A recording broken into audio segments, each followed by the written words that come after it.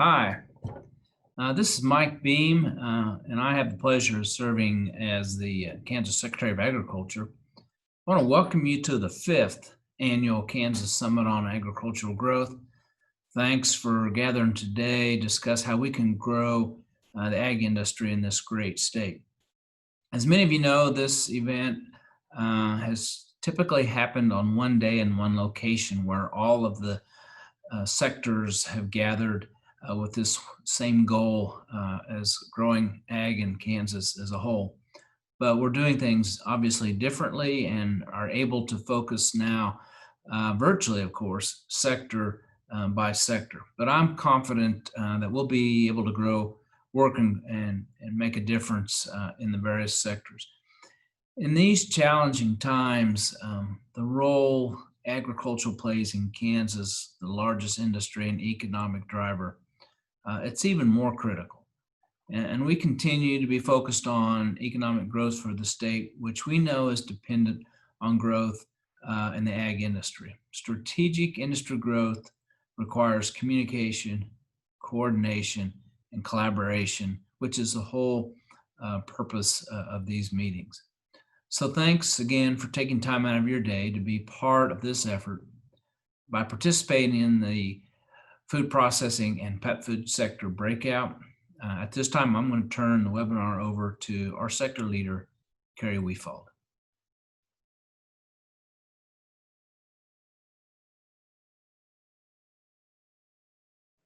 Very good. Thank you, Secretary Beam, and thank you to more than 50 participants who are joining us this afternoon for our first Kansas Ag Growth Summit Sector session.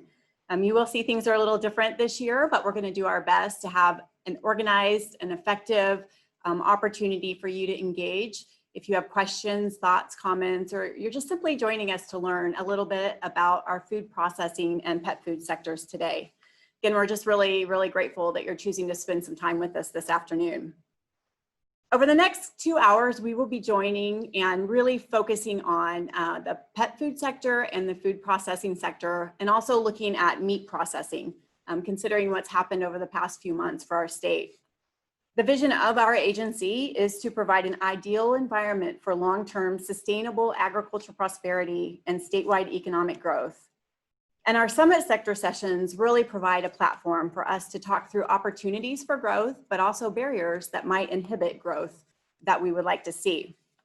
In terms of this afternoon, for all of our participants, we do have some basic housekeeping items. The first item is, you will notice that all of our participants are on mute today. If you do have questions during the presentation, you can certainly use the chat box to send a question in, and Suzanne Ryan-Numerick, my co-partner on this session, will entertain your questions to the group of panelists that you will be seeing today. When you do send a question in, we ask that you put your name, where you're calling from or where you're joining us from today, and then what your question is, because that will really help us understand and better answer your questions. At any time during the webinar that you have a question or another comment, you can simply send it into the chat, and Suzanne will receive it on our end. And lastly, just so everyone knows, our webinar today is being recorded and will be posted on our Kansas Agriculture Growth website following the conclusion of our session today. So as Secretary Beam said, we're just really grateful to come together today to talk about our food processing and pet food processing industries. Last year, during our 2019 Kansas Agriculture Growth Summit, 2 specific areas rose to the top in terms of interest from participants who attended that session room. Those 2 topics are community acceptance of processing in our state, and then resources for Kansans who may be engaged in the industry or may be interested in learning more about how to access, how to start a business, or how to grow an existing food processing or pet food business in the state. Today, we are so fortunate to have a community representative on our call, I guess our webinar, who can really share some insight about how his specific community has embraced all levels of processing over the years. I do want to introduce today Kent Heerman. He is the president of the Emporia Regional Development Association. And I asked Kent to join us today because for many of you listening, you may know the Emporia community. And Emporia over the decades have embraced not only food processing, but meat processing and pet food processing as well. So I welcome Kent. He has some comments to share with you in terms of community acceptance. And we'll just go ahead and get the webinar started now with Kent. So Kent, thank you for joining us today. Thank you, Carrie. It's my pleasure to join everybody today. Again, I'm Kent Harriman, the president of the Regional Development Association of East Central Kansas here in Emporia, Kansas. I've been here about 26 years.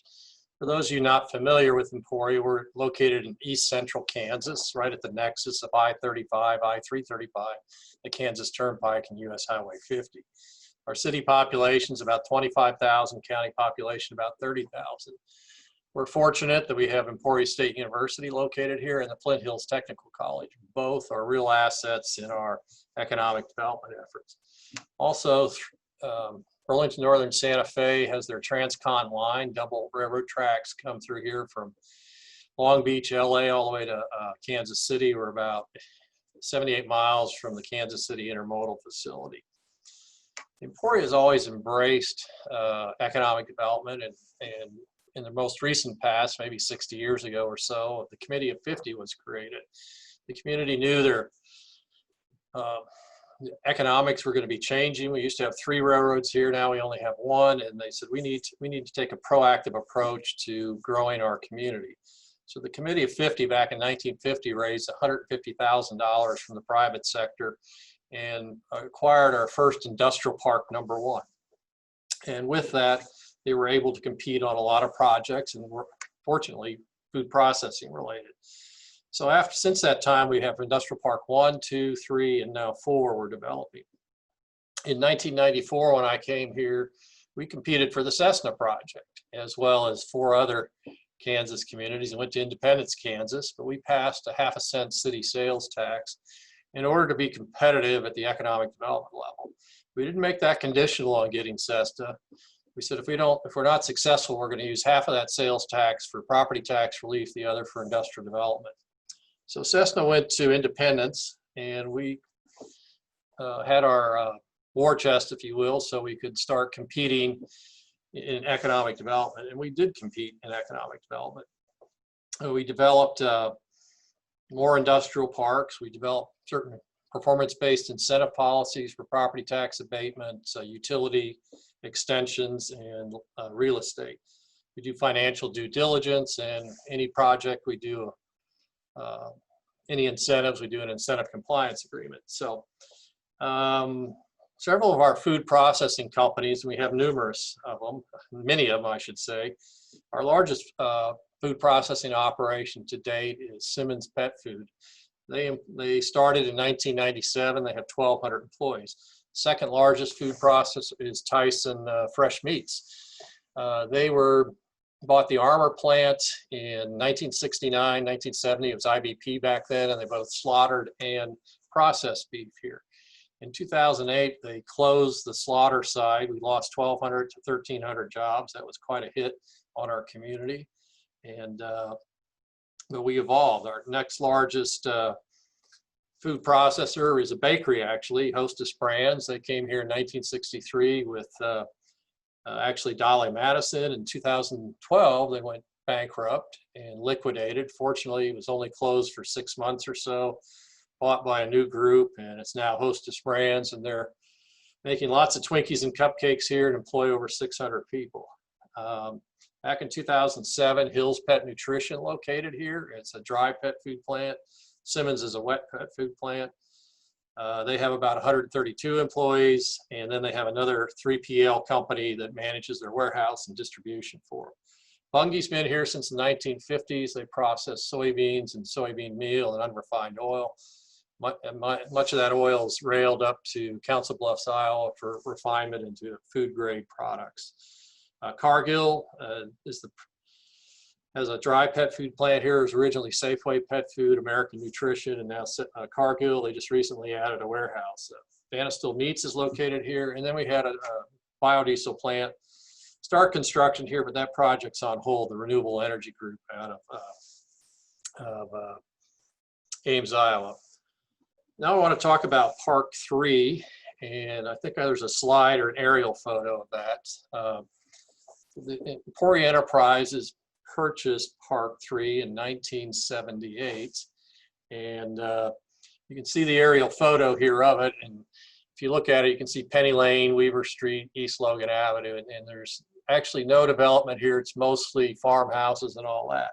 So there was no development here. The first development occurred in 1996. To date, we've had over 1,800 new jobs created in this area, 98 million in payroll, 1.8 million square feet in new buildings, and property tax on that's not abated is about $1 million, and another $1 million coming in the next 10 years or so. So if you go to the next slide of Industrial Park 3 2020, you'll see the difference between what 25 years does when you have things in place to embrace technology. So you can see here Hill's Pet Nutrition on the lower right-hand corner. It's a 525,000 square foot building. It's a wet pet food plant. North of there is Renewable Energy Group. The project has been on hold since 2008. Other companies we've located here, Norfolk Iron and Metal, a carbon steel distributor. CAMSO is located here. That's the old Caterpillar company. They make the rubber tracks for the Challenger Ag tractor, the John Deere Ag tractors. And you see the 3 Simmons buildings, nearly 1 million square feet between those 3 buildings. And then there's a water tower that we built for the 2017 1 million gallon water tower project. Again, we've been able to leverage much of the infrastructure out in Park 3 through community development block grants, 2 EDA grants for street paving and the water tower. We got $1,342,000 in an EDA grant for a $3.5 million water tower project that was necessary for the Simmons expansion. And then we've had numerous KDOT ED grants that help pave Penny Lane east of Weaver Street and Weaver Street as well. So we've been able to leverage a lot of the infrastructure in our community. Our comparative advantage is that we work on retention, expansion, and assist businesses, either with infrastructure or developable sites. We have an available workforce of skilled and unskilled, and the job training and education that Flint Hills Technical College and ESU provide, as well as our Kansas State University and KU. Recently, there was an article in the Wall Street Journal entitled "Tyson Turns to Robotic Butchers," spurned by the coronavirus outbreaks. I think this is very important. You're going to see an evolution more into robotics, and we're starting to see that more and more. We've embraced food processing. We've been very successful in that. That seems to be the projects where we have the long-term success. Overall, in Emporia since 1994, we've had a return on investment of over $1 billion in new capital investment, 2,600 new jobs, CapEx of 2.6 million square feet in buildings. So that gives a little overview of what's going on in Emporia, Kansas. So Carrie, I'd turn it back over to you at this point. Great, thank you, Kent, for sharing that. I just think it's important that we as Kansans and communities who are joining us today know that the 1995 slide of your industrial park and then the 2020 slide certainly shares a story of growth and embracing all sectors of processing. So thank you, Kent, for bringing that to our listeners today and seeing what can and what is possible for communities across our state who have that interest in processing sectors. I do want to share just a little bit about what type of economic impact our processing sectors make on our state. Kent spoke a little bit about the impact on the local community there in Emporia. And for food processing purposes, Food Processing Kansas is a broad sector that encompasses everything from milling to slaughtering to processing and manufacturing. And we know in our state we have very large scale processors, but we also have very small scale processors in communities across the state. This sector of Kansas agriculture has a direct impact of more than $20 billion and creates more than 31,000 jobs for Kansans. And when we look at the indirect and induced effects of this food processing sector, those impacts easily increase to almost $36 billion and 121,000 jobs. So the processing sector, specifically food processing, is very important to our state. Today, as we move into the food processing sector, we're going to focus on three different key opportunities for Kansans. The first is we're going to look at land-grant university research offerings for Kansans through Kansas State University, specifically through our food science and Kansas value-added food laboratory. We're going to look at, and I'm going to turn to my colleagues here at the Kansas Department of Agriculture to share a little insight on what the regulatory and licensing process might look like if someone has an interest in getting started in a food processing. And then we're going to learn from Lisa Reagan, who is the owner and creator of Safely Delicious, who has utilized and partnered with not only the Department of Agriculture and our From the Land of Kansas program, but also resources at Kansas State, and then also through Johnson County Community College through the Small Business Development Center. So I would like to introduce now Dr. Fadi Aramouni, who's coming to us from campus at Kansas State University. The Department of Agriculture maintains a partnership with K-State and specifically with the Animal Sciences and Industry Department, which houses our both food science and meat science programs. And Dr. Fadi works with Kansans through the Kansas Value-Added Food Laboratory to provide very important resources at a discounted rate to help food ideas or food processors become a business. So Dr. Fadi, thank you for joining us today. I'm going to share the podium with you now. Dr. Fadi. Thank you, Carrie. I hope everyone can hear me okay. In the next 5 to 7 minutes, I just want to give you an overview. I will cover a little bit of an introduction, what we do, who do we serve, what we do, some of the current issues that food industry is facing and how to reach us. I am a food science professor at K-State and an extension specialist. So I am like a consultant for our local food industries. Now, who do we serve? Mostly our food processing businesses of all kinds, whether it's canning, baked goods, snacks, anything but the meat product that my colleague, Dr. Boyle, will talk to you about. We serve people in farmers market who produce products for sale, and we also serve the restaurant business, especially if they try to manufacture or put sauces on display at room temperature. What do we do? Mostly we provide technical assistance to our clients. And we are able to do this through some generous grants from the Kansas Department of Agriculture. That's why we can do it at a very reduced rate. Now, those technical assistance efforts come generally under two parts. The first one is educational. And by this, I mean we put together workshops on various issues having to do with new regulations, food safety issues, quality assurance, or educational could also be bringing people here into their laboratory, showing them some quality assurance tools they could use, or us going to specific industries and working with them at their food plants. The services part is a very big part of our assistance efforts. Now, under these, we provide some information and answer a question on things like ingredients. For example, what kind of preservatives do I need to use in my cookies? And these can be a little bit tricky, especially when it comes to calculations. You're putting something at parts per million.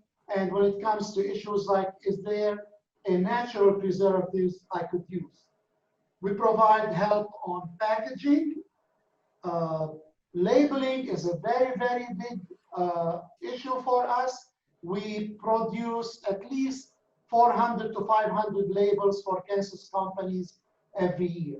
And we do the ingredient statement, the allergen statement, and we actually even do the nutrition facts panel.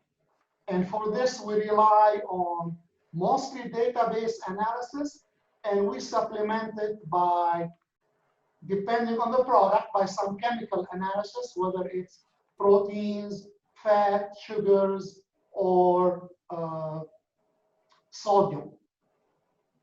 We do a lot of product development projects with Kansas companies. Somebody comes to us, for example, we had a company from Lindsborg who said, well, in Sweden, sometimes they drink coffee with egg whites in it.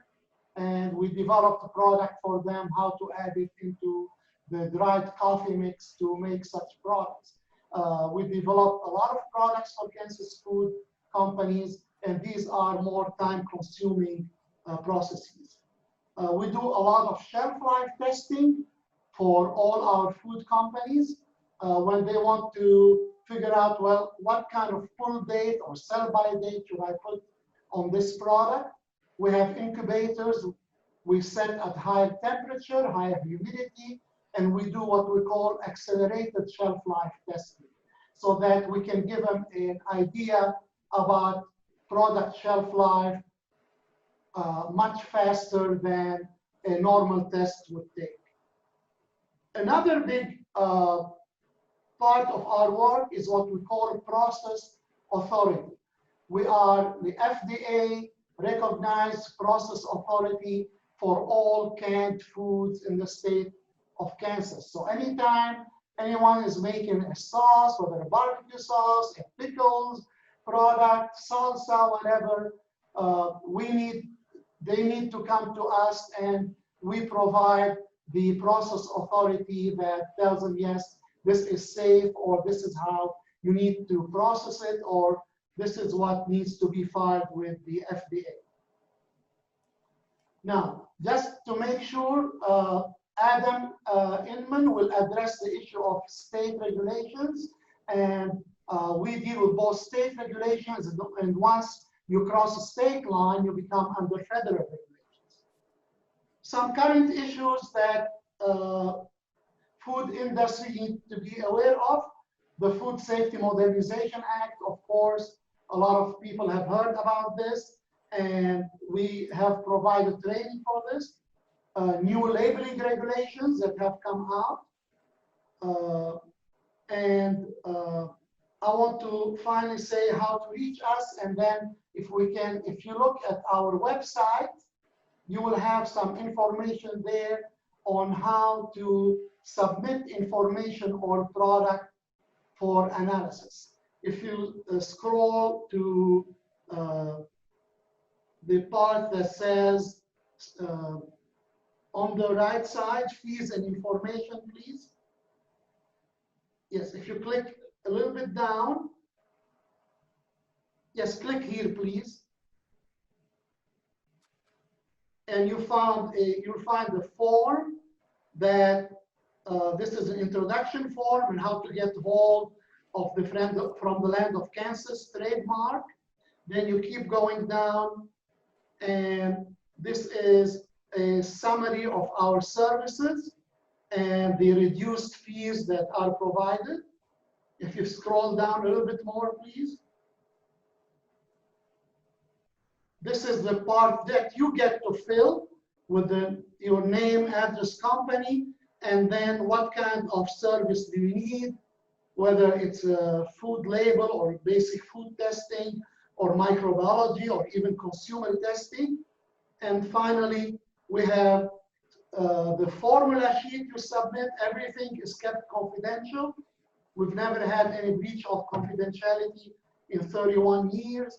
And again, we need these because we can provide you with the label and nutrition facts panel for $150 when it costs about $1,500, 10 times more to do it through a chemical commercial laboratory. I will stop at this point, and we'll hold on questions for later. Very good. Thank you, Dr. Fadi, for sharing that information. As many of you can imagine, as we had the direct-to-consumer interest increase over the past several months, we had a lot of inbound calls to the agency requesting technical resources for Kansans interested in serving the direct-to-consumer or off-the-farm to consumer.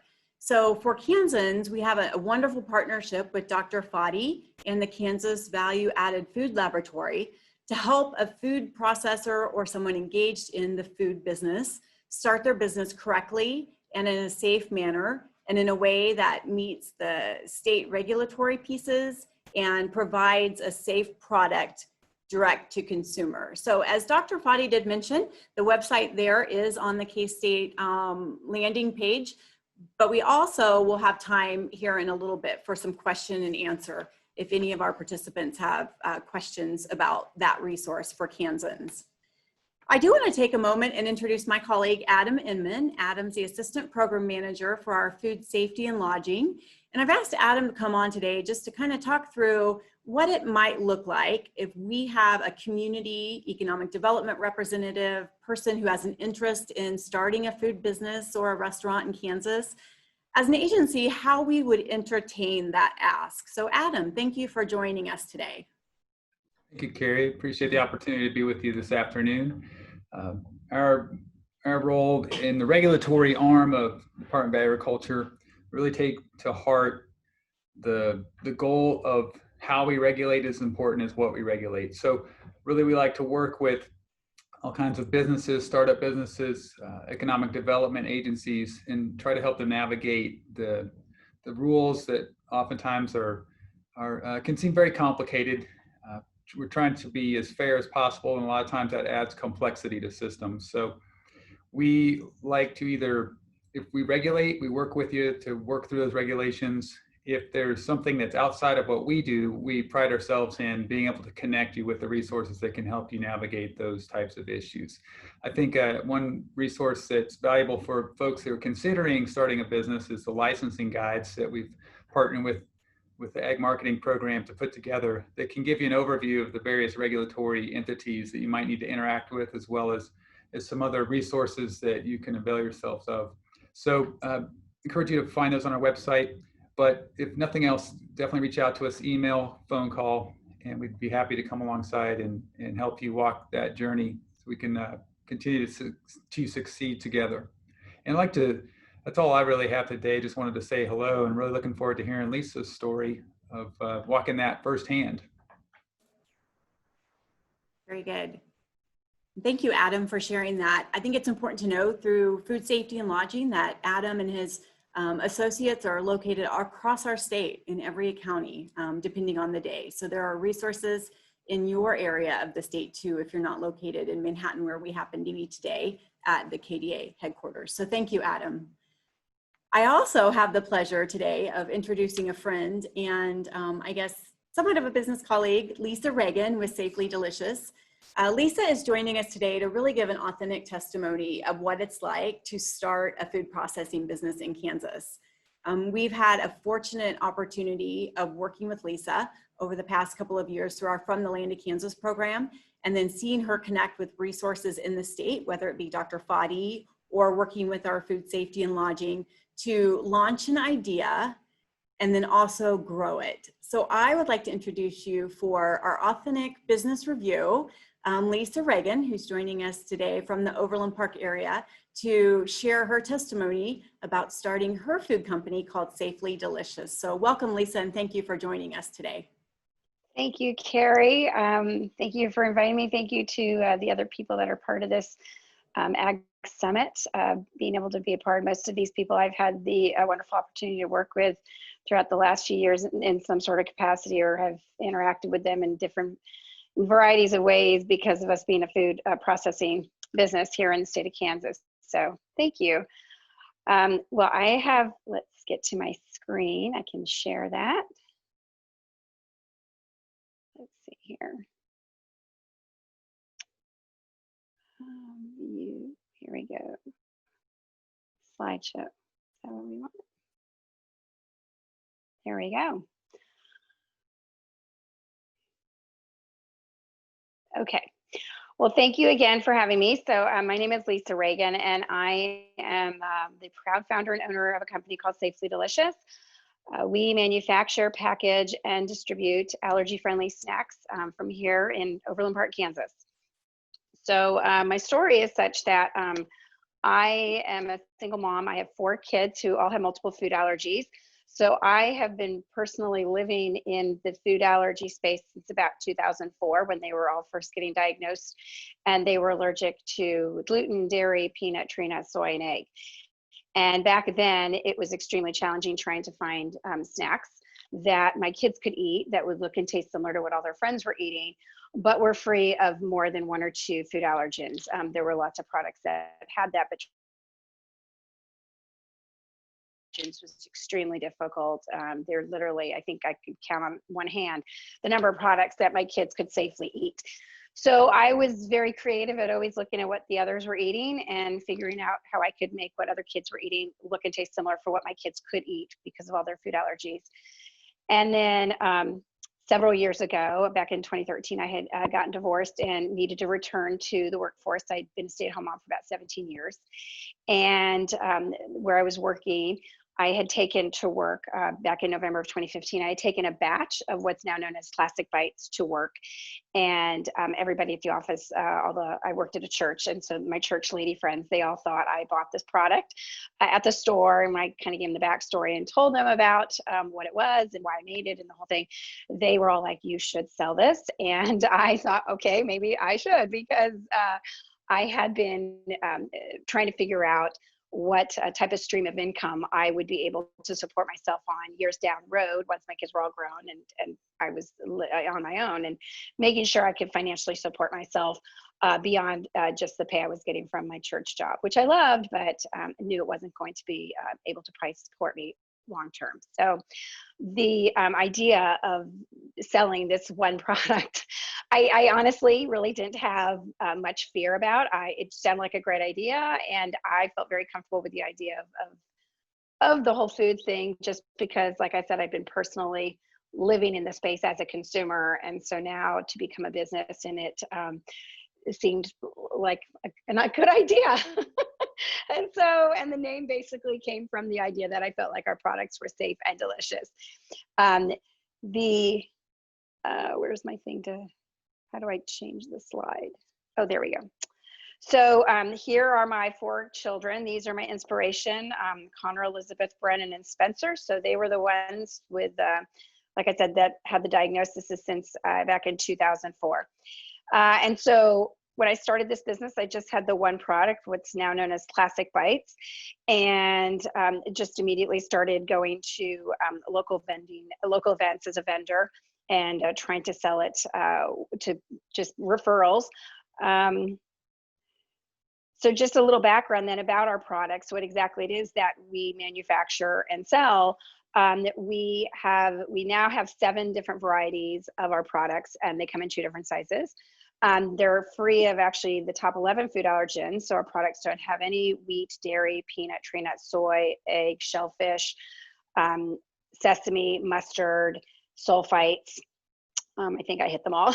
And then they're also gluten-free, vegan. They're low in sodium, cholesterol-free, excellent source of iron, and they don't have anything artificial in them. We do make them, we manufacture them ourselves in a dedicated licensed commercial facility, which I'll kind of talk about here in a little bit, that we were able to build with the help of the Kansas Department of Agriculture. And even though our ideal customer is anybody with food allergies, our snacks really are delicious for everyone to eat. So as I kind of mentioned a little bit of the history of here, when we started it. So back then in November 2015, when I started the business, because of the cottage food law, we were able to manufacture the products in my own personal house kitchen. And I could sell it online. We had a website, and like I said, I would do local events, farmers markets, things like that. I was able to sell it because of that. Our revenue was under $50,000 a year, and we weren't selling it to retail. I did know eventually I wanted to get into retail, and that's where I knew eventually one day I'd need to have a licensed commercial kitchen to be manufacturing in. But back then, this was acceptable the way we were doing it. I purchased, went and to GoDaddy.com and purchase the safelydelicious.com domain name. And literally a week later, my boyfriend had suggested we should make the product with dark chocolate. So our first product, the Classic Bites, is made with semi-sweet chocolate. He suggested we should make it with dark chocolate, in which we did, and that became product number 2, and it is delicious. It became more of a favorite for me than my original one. We had our online store and just kept kind of doing a lot of local things when we first started. 2016, we rolled into there, and when all this was going on, just a side note is I was still working at my church job, so I was doing that full time when I started Safely Delicious, and I continue to stay working both that job and Safely Delicious, close to 70 to 80 hour weeks total in hours between the two jobs, only up until the summer of 2018. So I needed to do this in order to get the business to a place where I could start to support myself with just Safely Delicious. In 2016, we had several different channels of revenue we were using. We were developing more products. And that was my first, during that time was when I'd heard about the K-State Extension Office, another great resource we have here in Kansas. They have an Olathe office location, and started speaking with people there about, the whole commercial kitchen idea, and where can I make the products, and what are some of those food guidelines and requirements for being a food business in Kansas and that sort of thing. And unfortunately, we don't have commercial facilities that you can rent that were free of the top 11 food allergens. They do have some kitchen spaces you can rent if you're looking for gluten-free or maybe nut-free, but if you're looking for, as we needed, multiple, we didn't have that resource available at the time. So I did eventually find somebody that privately owned their own space, and they would let me rent it hourly, and I would drive about an hour round trip to go and make the products once we knew we wanted to start selling it commercially. During that time, I also learned all about UPC codes and purchasing those, and continued just being a vendor at several area events. 2017 was really, that was a very big year for us. That was our turning point. That was one of many turning points, but that was a pretty initial one, a real significant one for us. During that time, I started working with the Small Business Development Center located at Johnson County Community College. And shortly after starting work with them, I had become a member with the Specialty Food Association. Upon getting accepted to that is what got me connected with From the Land of Kansas, which was such a blessing on so many levels and in so many ways for our business.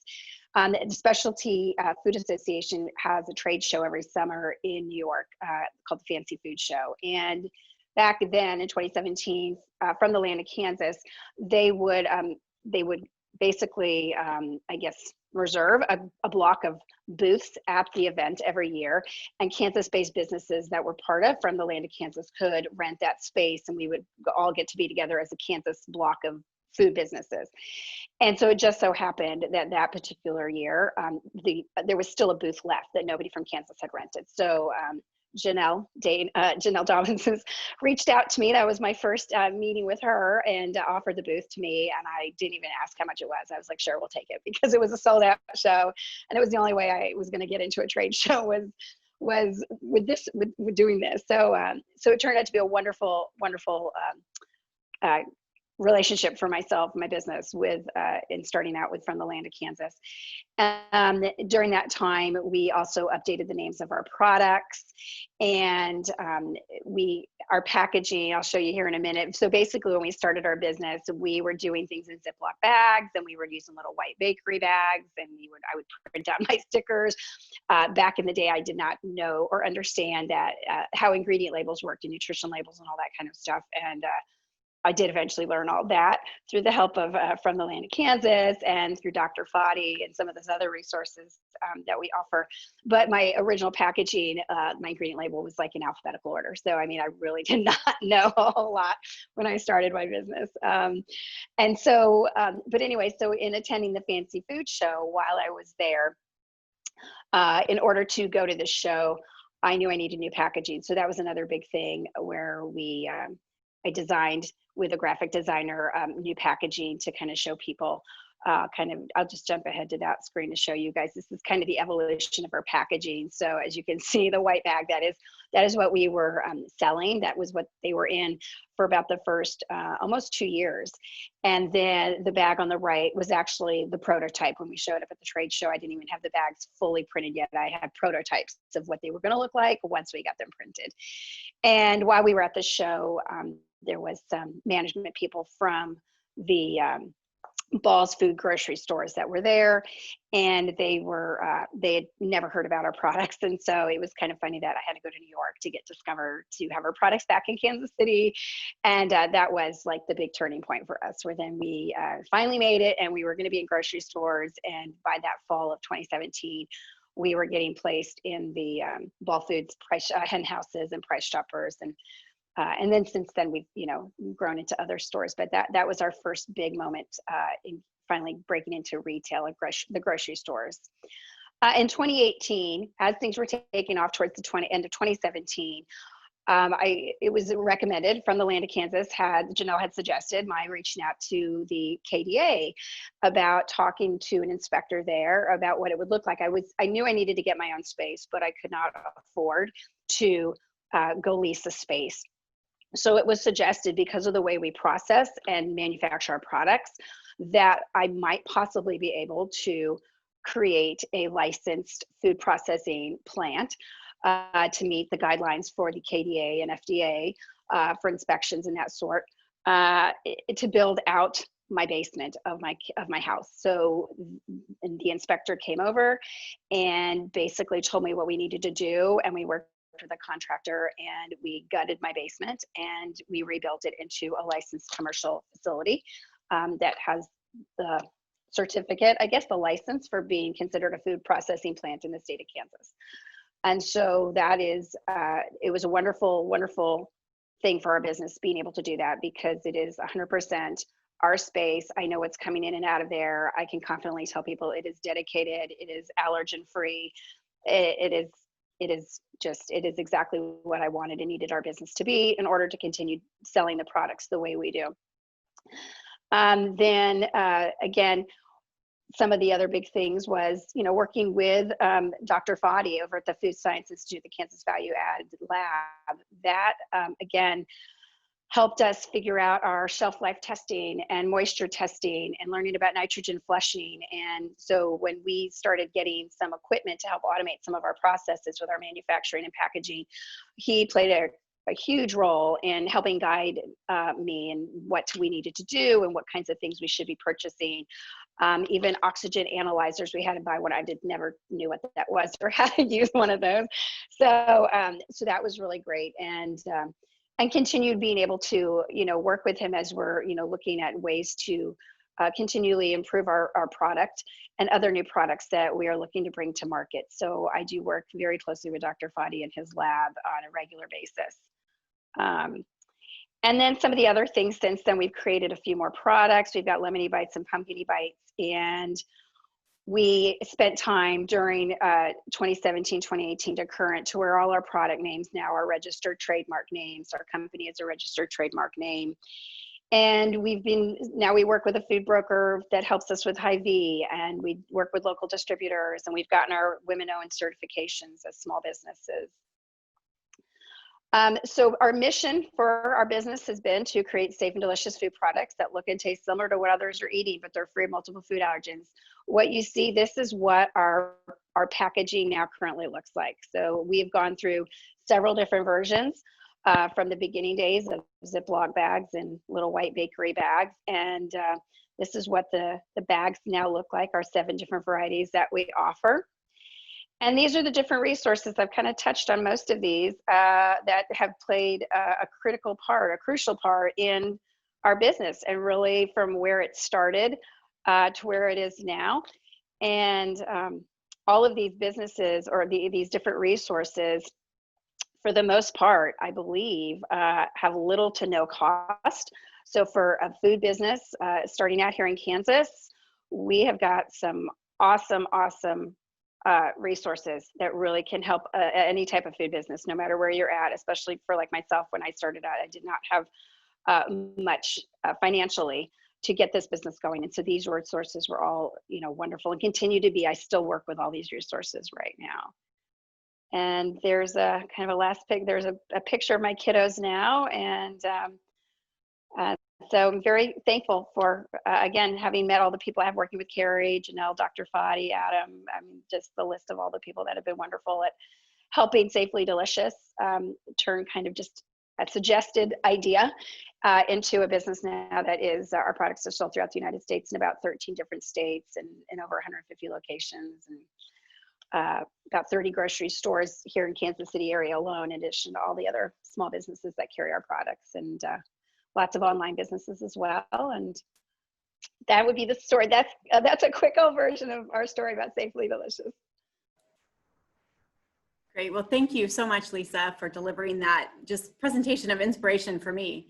When I think about Hostess starting in 1963 in the Emporia community and looking how they've grown, and then I think about you starting in the Overland Park community in 2015 and just watching you grow in 5 years, there's no doubt in my mind that it takes all kinds and all kinds of sizes to make our Kansas food processing sector really vibrant.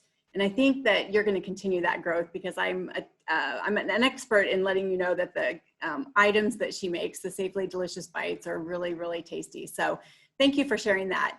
I do want to just share that From the Land to Kansas program is the state's trademark program that's housed within the Department of Agriculture, and specifically agriculture marketing, just to make that clear for everyone on today's session. So thank you, Lisa. I know we have some questions that are coming in for Lisa, and we'll entertain those shortly.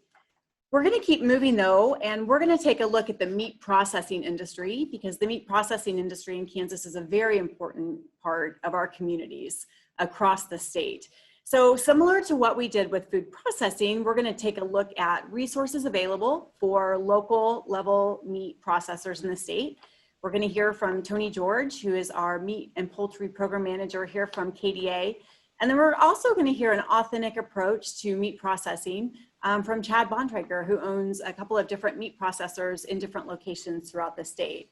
So it's my pleasure to introduce Dr. Elizabeth Boyle, coming to us from K-State through the Meat Science program. Similar to Dr. Fadi in the support that he provides for our food processors and food businesses, Dr. Boyle provides valuable resources for those who are in the meat sector or value-added meat. So Dr. Boyle, thank you for joining us today. Hi, thanks for having me here today. It's really good to have all of you here.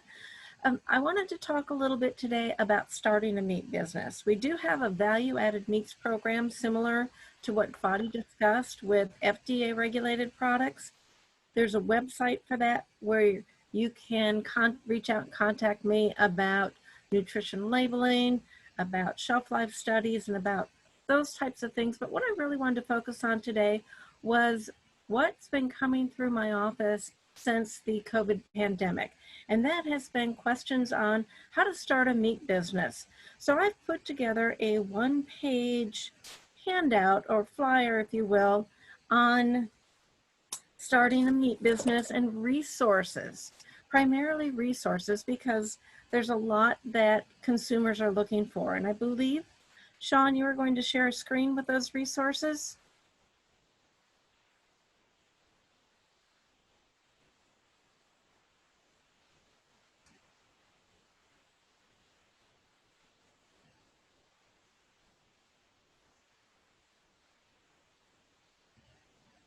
I'm not seeing them, but I'll go ahead and talk about them. So one of that's for KDA. It's a different resource. But in this list, hopefully we'll get that up soon, there's links to a variety of sources that will help you if you're thinking about starting a meat business. One of the questions is where can I build my plant? Or are there examples of plant designs that I can use?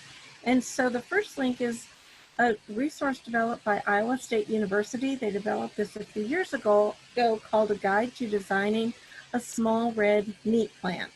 And so this guide gives a couple of design ideas for a smaller head plant versus a slightly larger head plant. And there's a link on there that you can reach out to obtain this guide at no charge. A really valuable resource, and one that I'm a part of, is the Niche Meat Processor Assistance Network. NPAM is in a university extension-based community, so depending on where you live, you can find on this source who in your state is available to help you. So in Kansas, the link would be to reach out to me. So within this resource, you can find, you can sign up for a blog to get information from companies who are starting up, who are currently in existence, and who have questions. It's a good tool for interaction between processors. They do have a very nice guidebook on this site on planning, a business planning guidebook for starting a small meat business. They did a webinar a few years ago on evaluating, buying, renovating, or building a new meat plant. So I think based on the questions that I've been seeing from processors or from entrepreneurs, this would be a great place to find a lot of really good resources. There's also a USDA resource that's accessible through the American Association of Meat Processors with facility guidelines for meat processing plants. Tony George will be up in just a minute to talk about regulatory information, but there's a link to their website. I've provided a link to our Kansas State University value-added meat site, where you can get information on product process development, chemical analysis, microbial quality assessment, shelf life studies, things. We provide a lot of one-on-one assistance similar to what Bobby talked about, but instead of to FDA regulated products, it's to USDA and state inspected meat and poultry products. And lastly, I want to make a call out to the Kansas Small Business Development Center, because they have some excellent people on staff to help you more with the business side of things, whereas I'm available to help you more with the technical side of things. So Carrie, that's a quick synopsis on starting a meat business in Kansas. I think you're still on mute. Oh, very good. Thank you, Dr. Boyle. And I agree, the Kansas Small Business Development Center has been a very good resource for the Department of Agriculture and those engaged in some sort of agriculture business development. And the even better part is they're located all across the state. So there may be a regional contact if someone has interest. And Dr. Boyle does provide a lot of content expertise for our meat processors across the state and those who are adding value to a meat product in some way. So thank you. I do want to introduce my colleague, Tony George, who's our program manager for our Department of Agriculture Meat and Poultry program area. And Tony, as you can imagine, has been very, very busy this spring with calls and emails in from local level folks across the state interested in learning more about the meat processing licensure, or how do I get started in the state of Kansas. So Tony, thanks for joining us and just bringing some brief comments on things that you've observed and what you would like our audience to know today about operating a meat and poultry processing facility in Kansas. Thank you, Carrie. And I'd like to just basically state that the state of Kansas small businesses that we regulate are able to sell product just in the state of Kansas only. And so if your product that you're looking at selling is something that you're looking at going to other states, then you'll want to have federal inspected facility do the product, or you'd have to build your own federal plant. So those are the two biggest differences. The state product is sold only in the state of Kansas. But if you're interested in opening up a state facility, you can contact our office and we'll have an area supervisor. We'll meet you at the location and we'll work through the process with the individuals. And it's $25 registration fee is all it costs for us. And if you end up going on the federal side, there's no charge. You just got to contact them and then work with them for the same, solutions. But we have had a lot of people calling in that are planning on building some new places throughout Kansas. And so we're more than happy to help as much as we can. And the main goal is to keep everybody, in compliance, but be successful in their business. So I'll be here to answer any questions after we get done today. Thank you again. Great, thank you, Tony. And just to make sure everyone caught that, Tony and his staff at Meat and Poultry, they go above and beyond to help and listen and learn and meet with people who have an interest to make sure as they move through the planning process that they're doing it in a right way of understanding where that end product might go, whether it be across state lines or whether it's a product that's going to stay within our communities. So very much like our food safety and lodging inspectors that are across the state, our meat and poultry inspectors are across the state, maintaining those relationships and communities from north to south and east to west.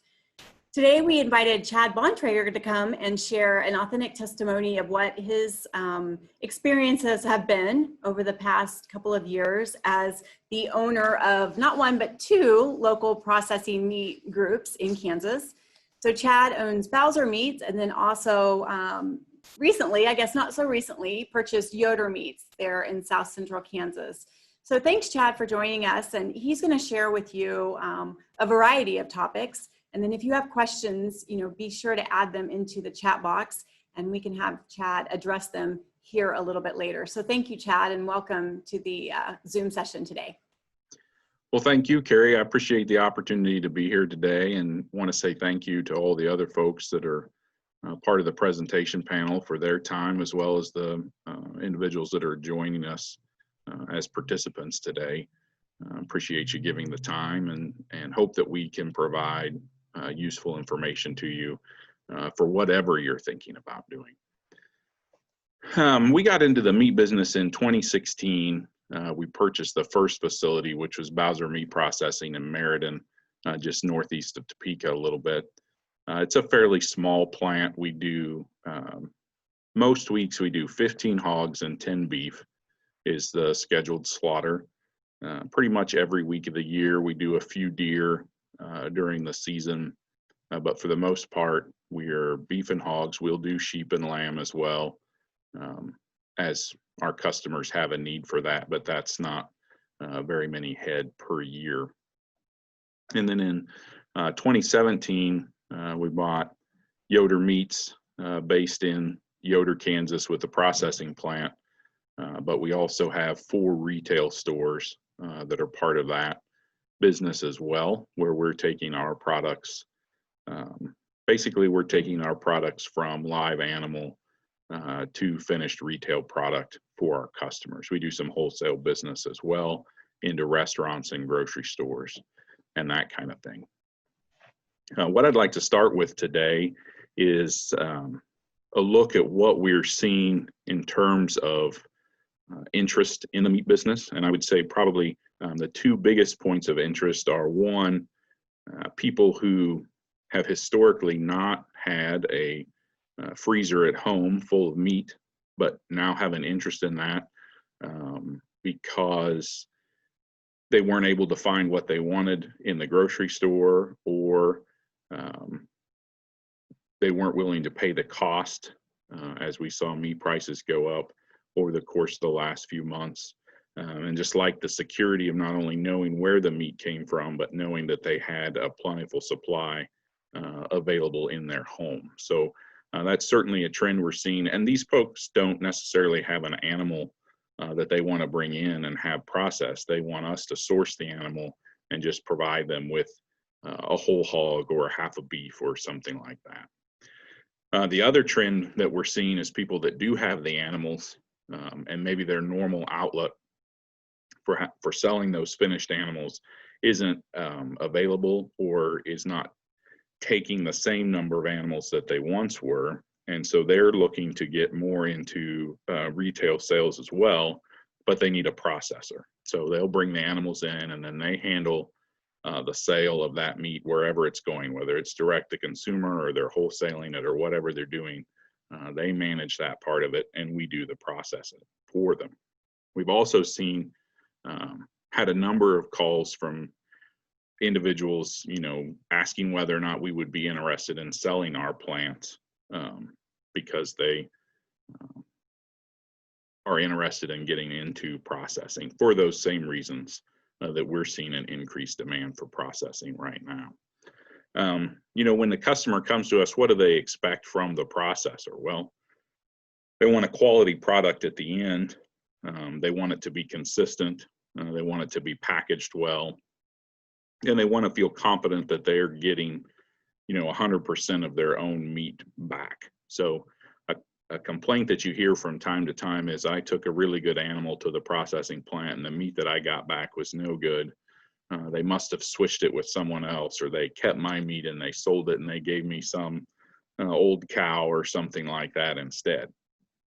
And I have no knowledge of what goes on in other plants, but I can say that that doesn't happen in my own plant. But you have to, that's the confidence that the customers want to have in their processor.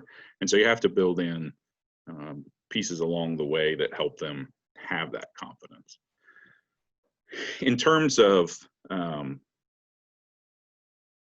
the retail side of the business, I think there's definitely an opportunity to improve your sales margins there if you can do retail. Most processing plants will do some retail right out of the processing plant, a small case inside the front door, or even a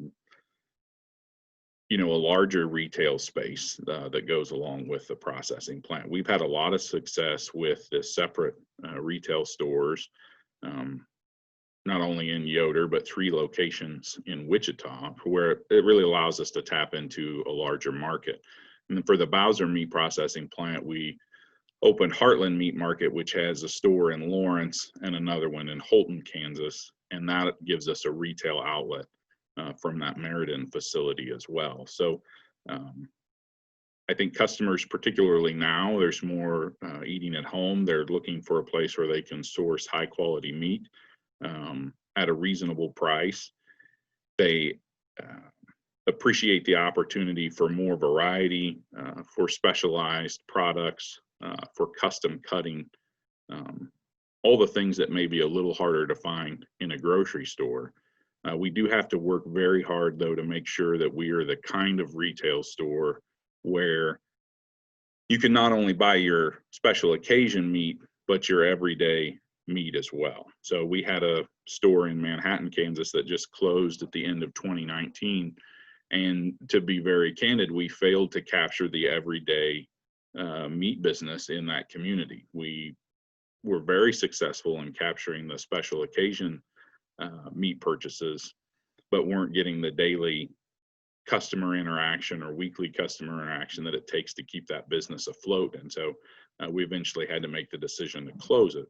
And then looking back with perfect hindsight, one of the key things that needed to have gone differently was that everyday meat business. So for anyone thinking about retail portion, I think that's definitely an important piece of the puzzle. The other part is, where are you sourcing the animals from? I grew up in the cattle business and am very comfortable with that. And in fact, we used to raise hogs when I was a kid as well. We don't have the hogs anymore, but the cattle business has only grown. And so we can source the cattle on our own if we need to, or work with other local producers to do that as well. And the same with the hogs.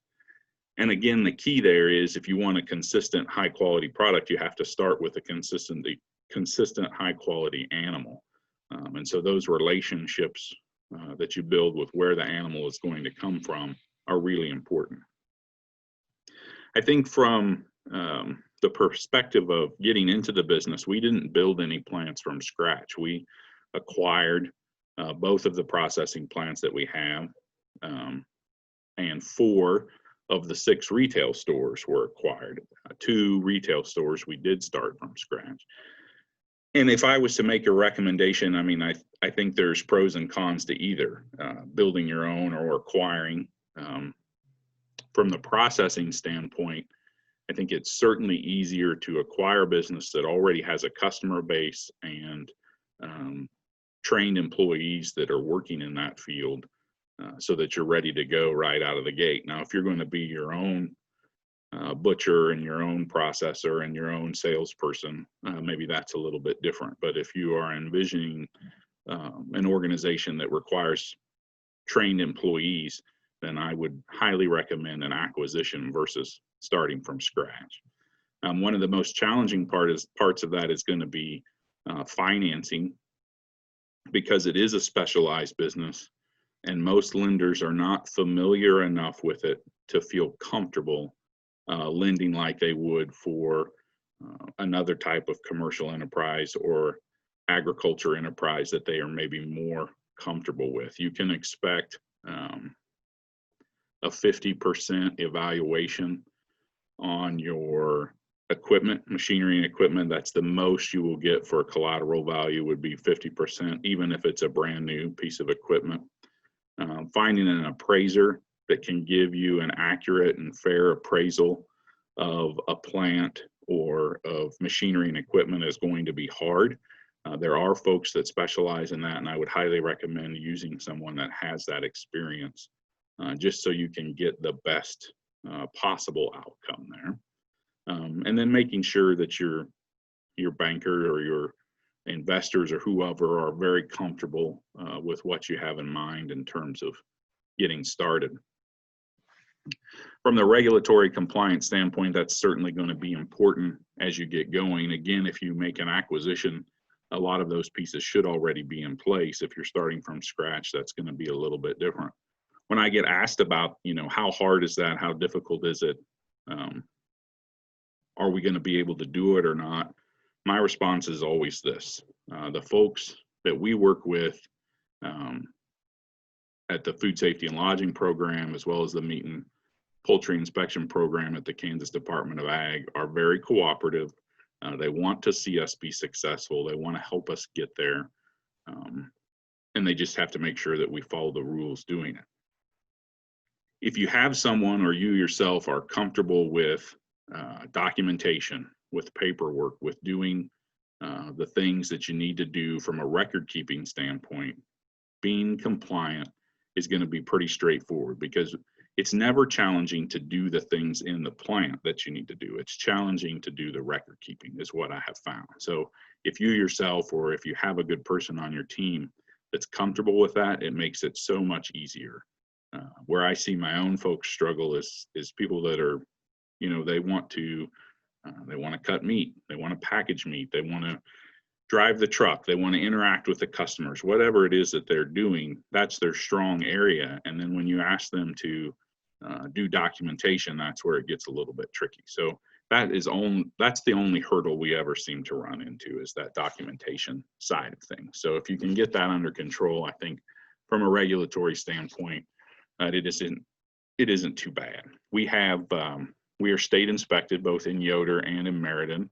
We've got a food processing license at our Yoder store for the bakery products that we make and some other items.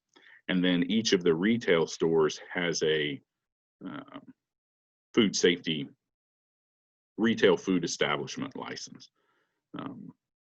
Just recently, we went through the process in one of our Wichita stores of converting from a retail food establishment to a licensed meat and poultry facility, where we have an inspector on site every day working with us. And that was we did that over the course of the last year. That was a very easy transition. I would recommend that to anyone who's doing meat processing, where you really need to get in depth with HACCP.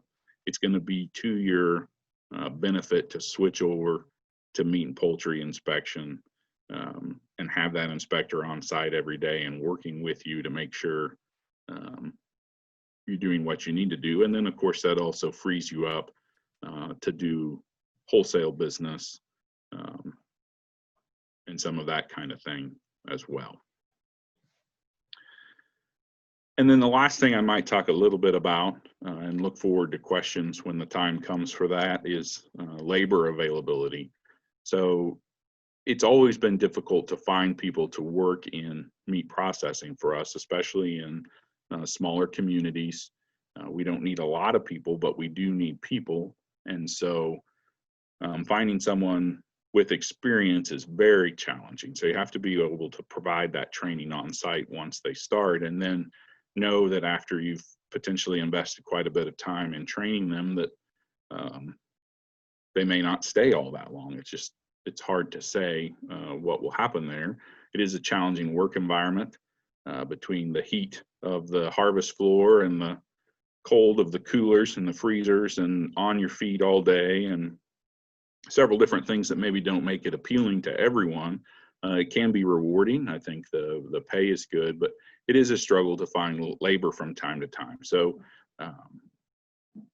we have a lot of success there with starting slow and starting young, bringing people in for part-time positions, whether that's on a work release from high school and getting those folks just starting out, hopefully building their interest in meat processing so that when they are able, they can come to us for a full-time position. Finding people that come from an agricultural background tends to work better for us than trying to recruit someone that has less knowledge of what's going on. We've had a fair amount of success with social media recruitment. Our Yoder Meats Facebook page has 20,000 followers or something of that nature. And so when we post that we have a job opening, we tend to get some applicants through there that are worth speaking to more. And that's worked well for us in that regard. But keeping the people on the team is an ongoing challenge, and we're always thinking about what are ways to recruit folks into meat processing and help them make a career of that. So with that, I'll stop there and look forward to questions down the road here. Great. Thank you, Chad, for sharing that information in your testimony. We appreciate you for being willing to work in multiple communities across our state and address those obstacles and be candid about the obstacles and think strategically about overcoming those obstacles. So I appreciate your testimony. We've learned a little bit about food processing. Now we've learned a little bit about meat processing. We're going to move into our third sector review, which is the pet food processing part of our state. And the Kansas pet food industry really has had incredible growth over the past several decades, and we're actually poised for continued growth. The animal food industry in Kansas has a total direct output of about 5.4 billion and creates about 4,000 jobs for our state. When you add in the dog and cat food manufacturing piece of that, employs alone more than 2,500 employees and adds another $4 billion in economic value, just direct only to our state. So as we transition in, we're going to adjust the agenda just slightly because Kent Hierman is going to come back and share a little bit more about that Simmons growth in the Emporia community. And then we have a special visitor here from Simmons to talk about Kansas and why Simmons chooses to have pet food footprint in our state. So Kent, I'm going to turn the podium back to you to introduce Jason here in a little bit. Thank you, Carrie. Real quickly, I have 4 slides, and I'm going to show them rather quickly to you. We have a rendering of the pet food plant, and the next one is the actual photo when it was completed. We had the groundbreaking on November 1st, the ribbon cutting on June 6, 2019.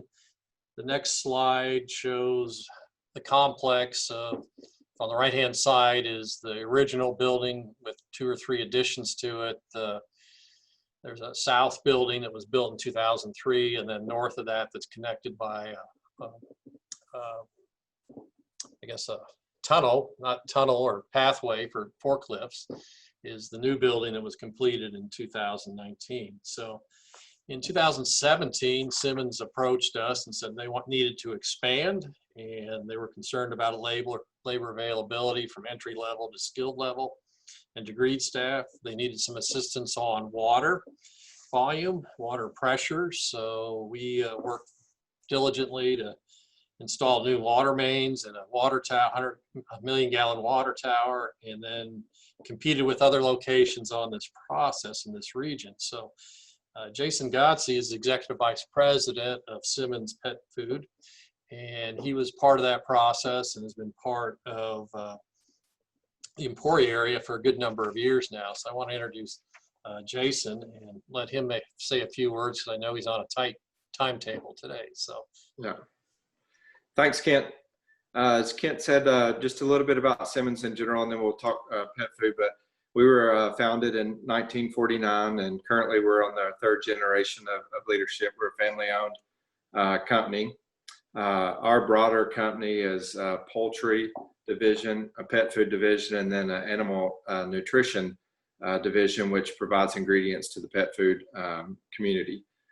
We currently have around 8,000 employees, and our pet company actually started in 1960, so also started early on consuming the byproducts of our pet food group, and predominantly focused on chicken ingredients at the time. Simmons purchased Menu Foods in 2010. It's where our relationship formed in Emporia, Kansas.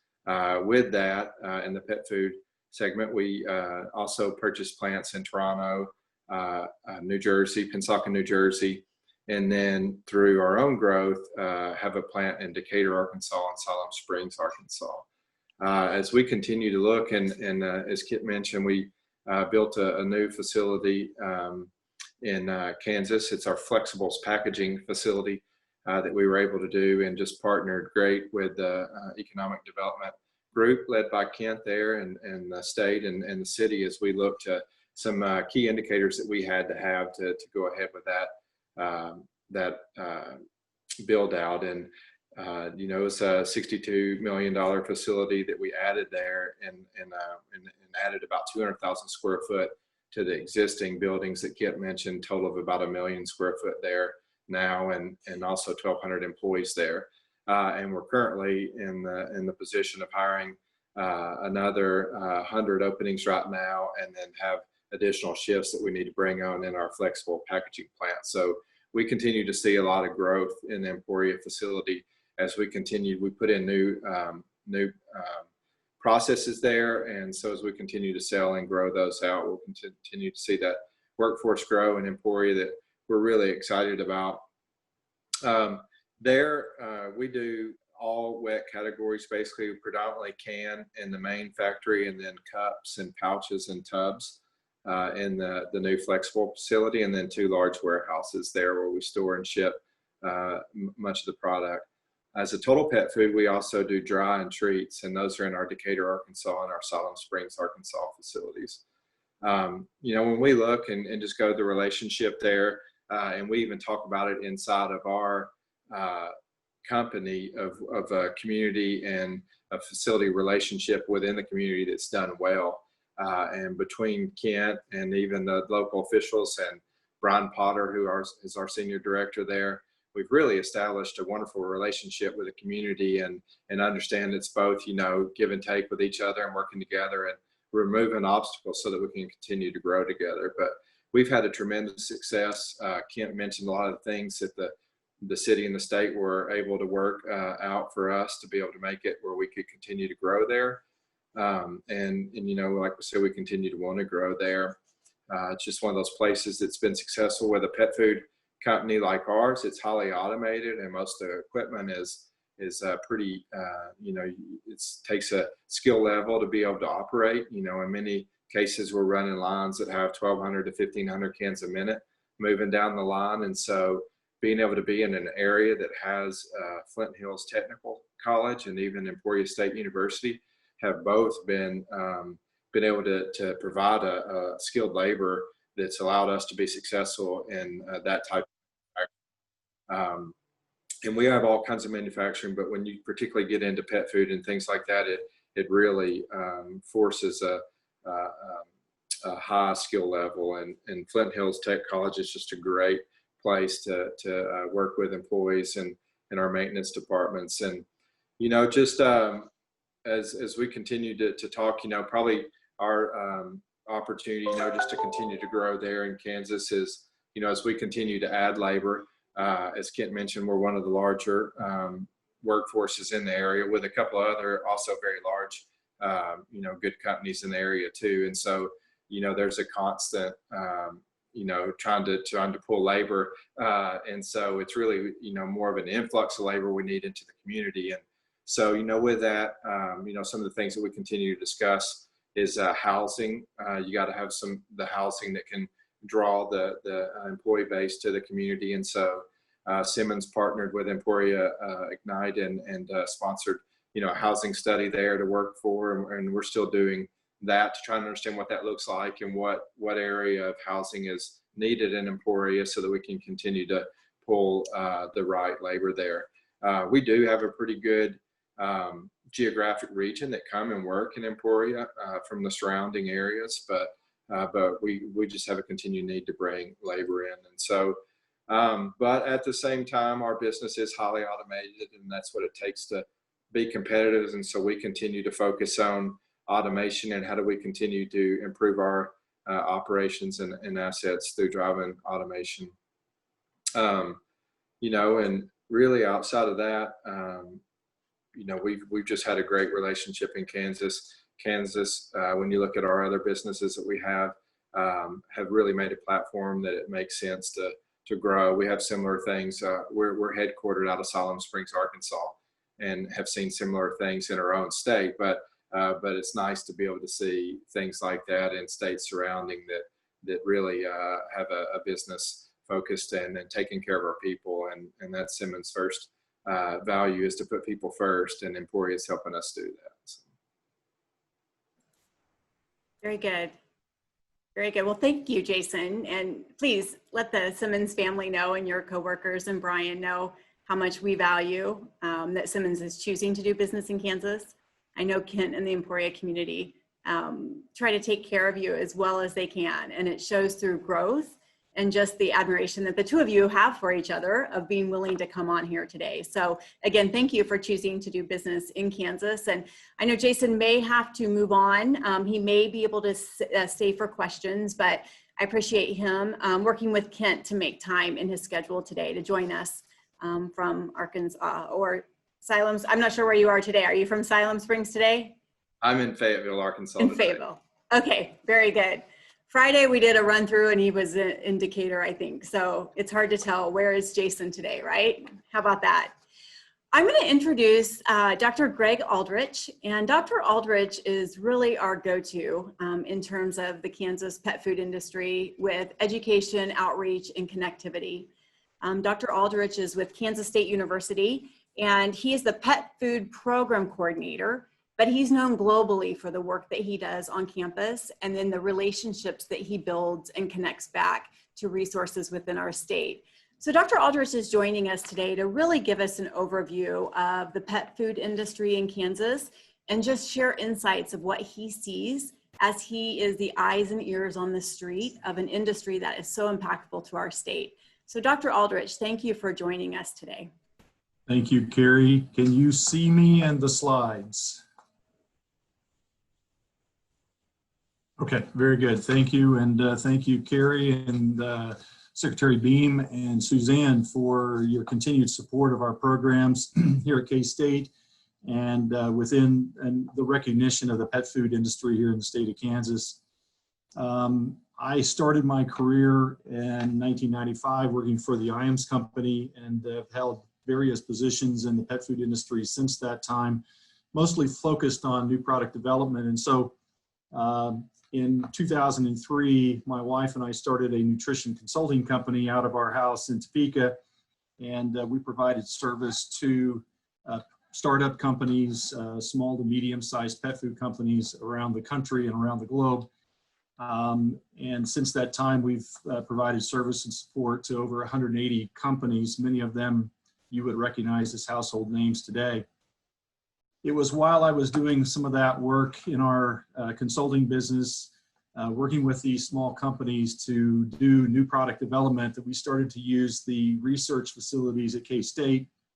And the one pictured in this beginning slide here, this is the pilot plant at our bioindustrial value-added processing facility here on campus, the BIVAP building, where we have extrusion capability.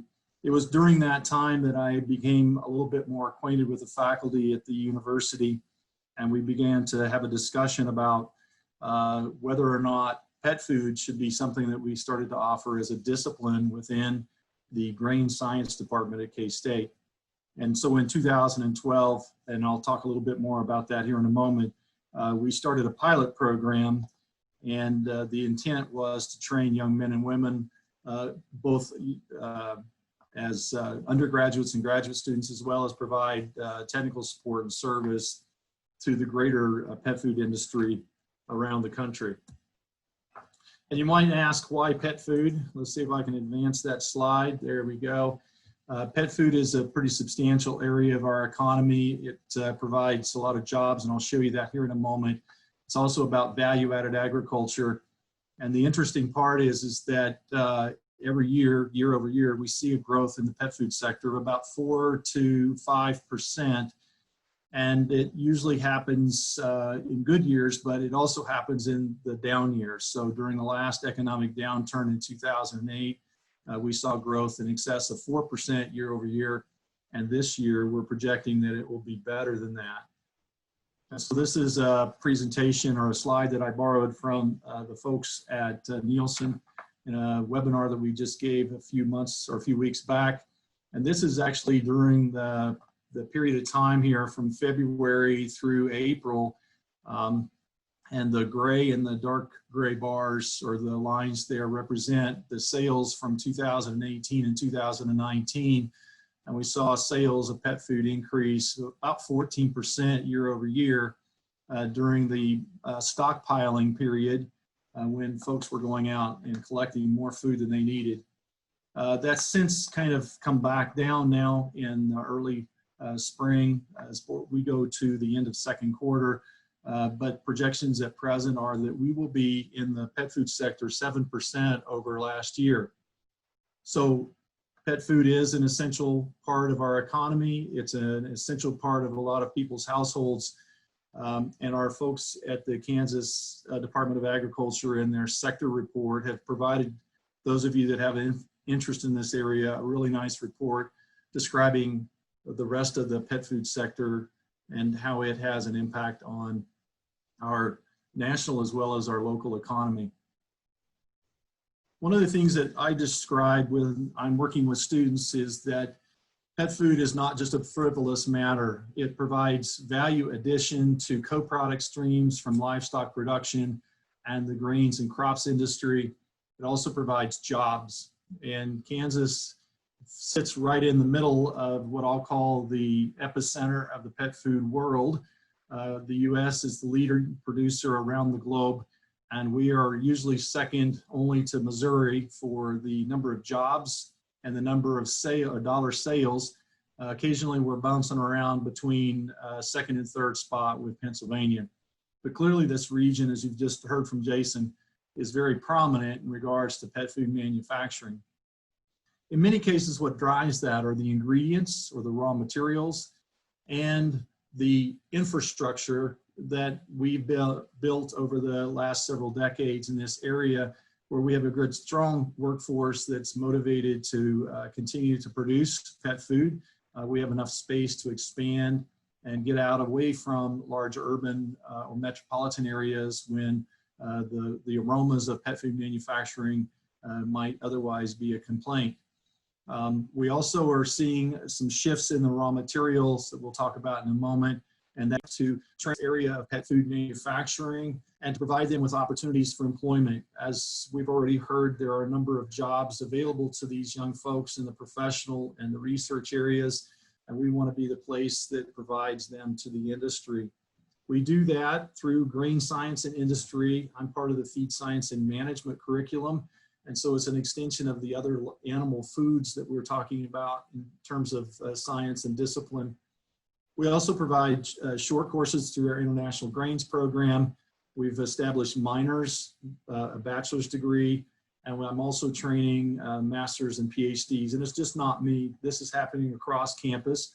We have folks that are collaborating with us in food science, animal science, veterinary medicine, business, economics, the Sensory Analysis Center through the human sciences and engineering. We have production capabilities, as I showed you a picture at the beginning there, for extruded or expanded foods, as well as canning, and we've done a fair amount of baking research here as well. My program is really focused on how we can influence the nutrition, safety, and shelf life of pet food through the process. We also evaluate a number of new ingredients, and most of our support to the program has actually come from industry, primarily from ingredient suppliers interested in evaluating their ingredient in a pet food application. We're also on the hunt, as always, for additional support from economic development, operations, and recruiting companies into the state of Kansas to continue to expand our base. One of the things I wanted to share with the group today was some things that I see as challenges to the state of Kansas and growth of the pet food sector. We have been anywhere from the number 4 to the number 7 export in the state to other states.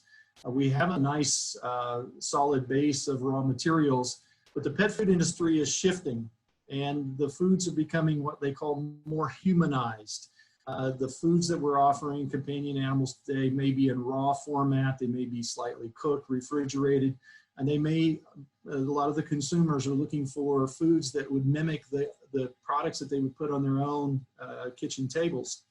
And so with that shifting ingredient use, we're also seeing a move away from traditional Kansas-based commodities like beef and wheat and corn. So at the moment, we're a net importer of raw ingredients into the state to support our pet food manufacturing. Things like lamb from New Zealand, fish from overseas, a lot of turkey from the Iowa, Minnesota area.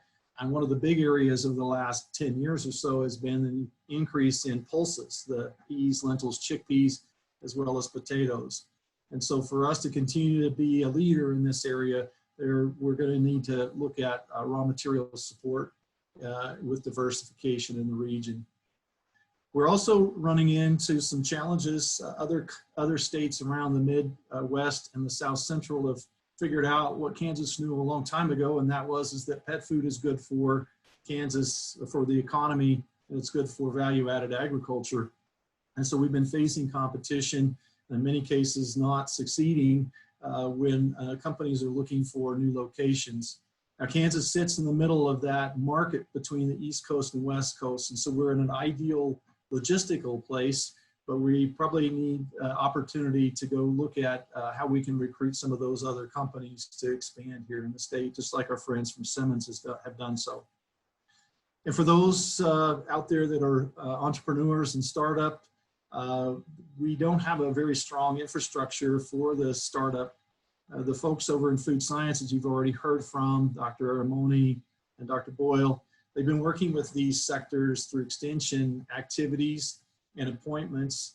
And today I'm an N of 1, and we're focused mostly on research and teaching.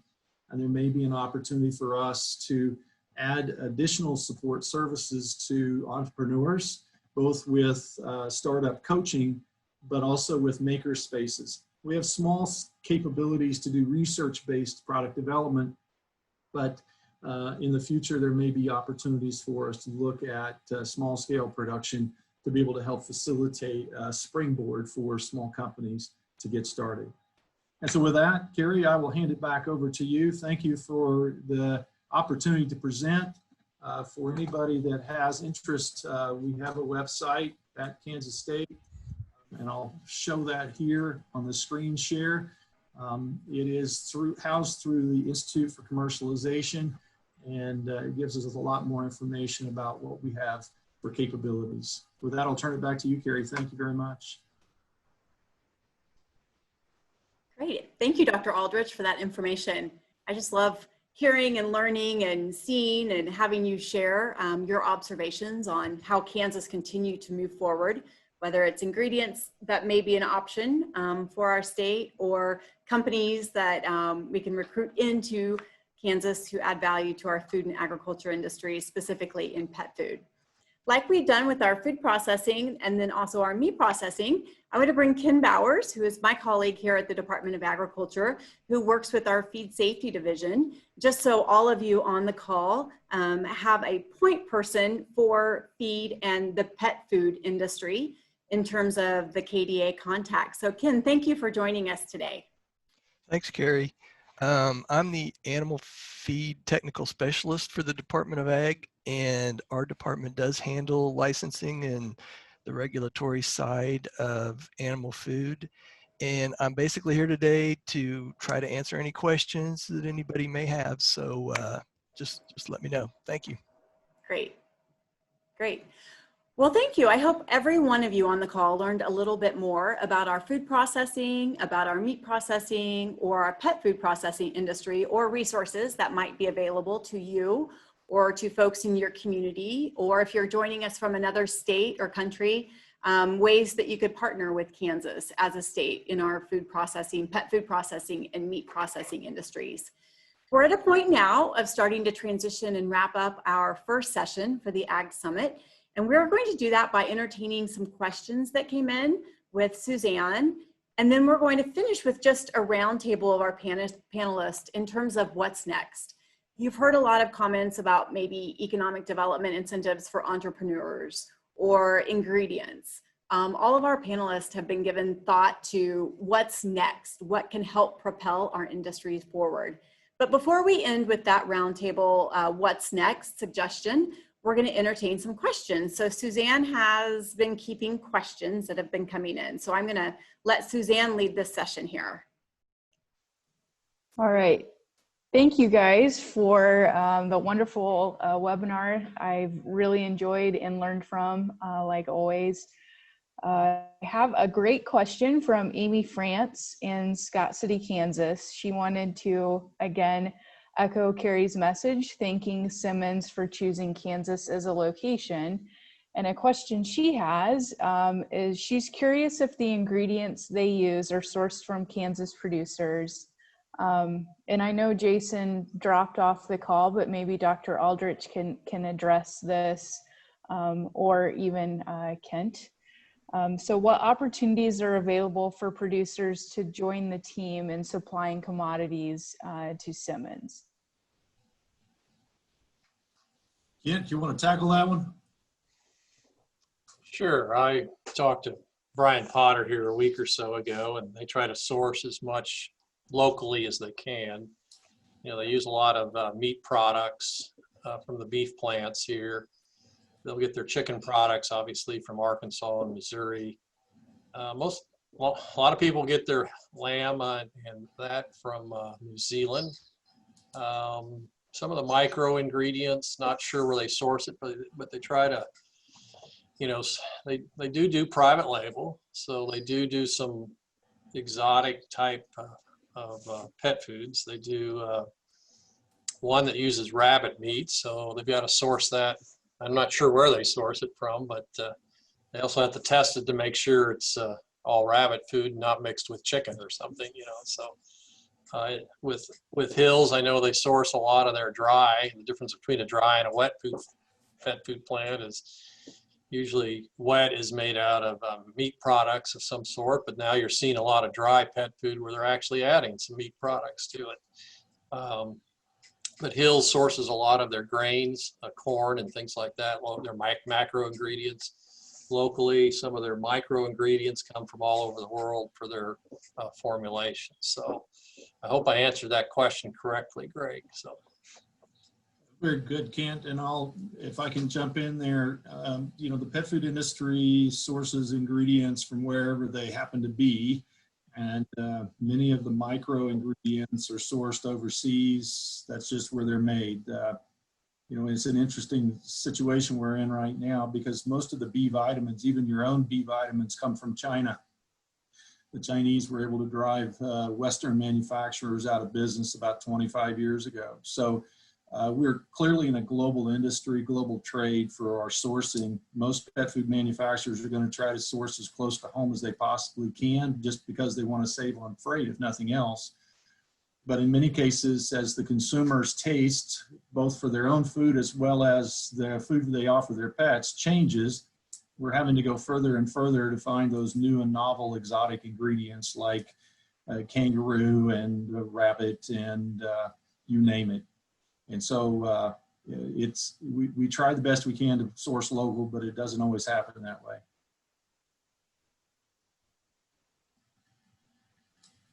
Great, thank you for answering that question. Another question I have is for Lisa. Lisa, how are some creative ways you have funded or financially supported your business? Creative ways. My business, so the way my business has been funded has been through my own personal loans or retirement accounts. I have used business credit cards that when I was working my other job, I would put some of my money aside from my other job to help towards my business. But I've also applied for grants. I've competed in pitch competitions and have won money through that. I guess I'd be creative. But also doing any type of, any local events, anything that had an opportunity that could bring money into our business, I absolutely go after and do. So I pretty much I feel like I just kind of throw lots of darts at the dartboard and aim for the bullseye, and whatever it hits is kind of whatever we can do to get money, both from a stream of revenue for the business, but also as a way of just adding more money into our business. There's lots of also microloans and organizations that are giving small business loans to start businesses in Kansas City. AltCap is one. I've worked with them a couple of times. They're a fabulous Kansas City-based organization that was another great channel resource for us to get some funding, some monies for our business as well. But those are some of the ways we've done it. I don't have an investor. I've not had investors. I've not gone into any of that. I'm currently trying crowdfunding. Haven't seen a lot of success with that, but every business is different. Some businesses do really great with that. For us, I'm not sure that's going to be where we're going to find a lot of money coming in from that. But I think the grants and the pitch competitions have been kind of the, I guess, different things that we've done, different than maybe some other businesses. Very good. I know I actually added the word creative because I think you've done a good job of thinking outside the box for funding. Yeah. Anywhere that there is money, I'm always, and there's lots of, that's the interesting thing is there's all kinds of things out there that are just random. Here's another one that I just did yesterday was, there's a speakers bureau. There's something, I don't know. There was something, I got an invitation to something, I checked it out, and I can, be hired as, I guess, a consultant, somebody who can talk about food allergies or talk about, women-owned business, and I'm going to get paid for that. And I was like, oh, okay, why not? So lots of different things like that. Again, that's another creative outside the box. I would not have thought of that other than somebody suggested it because they knew somebody else that was using this as a way to earn some additional money for the business without it maybe directly coming from the sale of my product. So. Very good, Lisa. I have another question actually for Chad. I think a question we get a lot at the Department of Ag since COVID has hit has been questions regarding the trend around local or custom processing. People asking, do we think that trend's going to continue? So do you want to take a stab at that? Well, if I knew for sure what was going to happen with that trend, Suzanne, I wouldn't be on this call. I'd be busy making plans to make a fortune off of that information. But, in our processing plants, it's the middle of July. And normally this time of year, not only are we not fully booked, but you probably don't have animals on the books out any further than a month, maybe 2. So that's what is normal. Right now at both plants, we are booking slaughter dates for August of 2021. So it's definitely not normal. I think we can feel pretty safe in assuming that we are going to be busy at least for the next year. But custom processing, your own meat or buying meat that's been custom processed and putting it in a deep freezer at home is assuring in some ways, certainly, but you give up some convenience of being able to go to the store and pick out exactly what you want to eat that night, and you don't have to thaw it, and you don't have to dig through the deep freeze, and you don't have to say, well, we've eaten all of our steaks, so now this is what we have left, and so maybe it's not exactly what you want. So for whatever reason, we trended into where we were before Corona. I have not yet seen anything that will make us behave fundamentally different for the long term. I think what we're seeing right now is still based on what Dr. Aldridge referred to as the stockpiling session that we went through. And people saw that enough to say, you know what, I want to do things a little bit differently. I want to try something different. And so we haven't yet seen if they like that enough to continue with it or not. All we know right now is that they've said they want to try it out. But I think if we can continue to see bookings out for a year, if that doesn't back off any, then that's going to be indicative of a trend that may be with us for a couple of years. Very good. I like to see inside your crystal ball, Chad. And if we get any more calls about that, I'll just forward them to you. Great. Another question I have is going back to sourcing the ingredients locally for the pet food manufacturers. Dr. Aldrich, during your presentation, you mentioned that there was a growing trend towards specialty ingredients.